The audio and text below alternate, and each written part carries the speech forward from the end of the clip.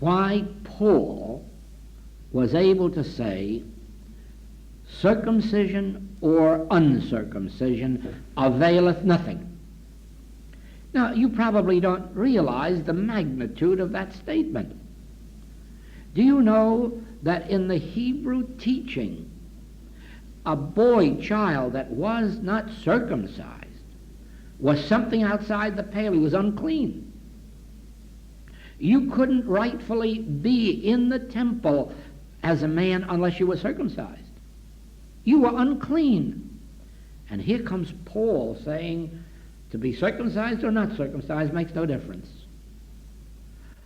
You know what the equivalent is? Go to the church and say to be baptized or not to be baptized makes no difference.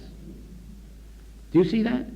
But unless you yourself can agree that to be baptized or not to be baptized means nothing, to have a prayer said over you when you're dead or not to have it makes no difference. Do you see that? Until you can see that without ceremony, without rite, without creed, without all of these symbols, that so far as God is concerned, we're all one. Do you see that? Now, that doesn't mean that we necessarily have to do away with these things. Oh no, because symbolically they have beautiful meanings. The baptism, the communion, the confession, everything there is in the church has a most magnificent meaning behind it. So therefore, we don't have to do away with them. They're beautiful to experience. The sin is to believe that they're necessary for our salvation. Do you see what I'm trying to get at? There's nothing wrong about going to a communion service in church or a baptism or being baptized. Because if you can see the significance behind it, it's tremendous. But in and of itself, it can't make you a good Christian or a bad Christian. Neither circumcision nor uncircumcision availeth anything. Neither baptism nor not baptism availeth anything. Neither communion nor... Do you follow that? And that's why it is. When we come together, we don't have ceremonies or rites or creeds. Why?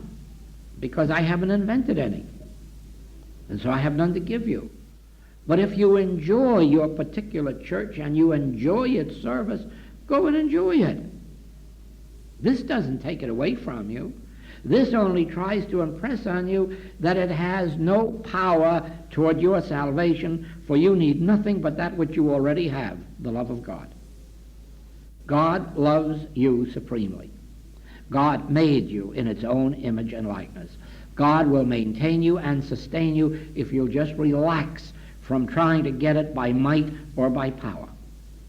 If you'll just relax and let it come by the Spirit. Do you see that? Now, having said that, anything you want and anything you can enjoy in the outer realm. I am one of those who loves all forms of symbology. That is why I am interested and active in this esoteric masonry, for the simple reason that it explains all of the wonderful degrees and ceremonies behind masonry, the lessons, and I love all that.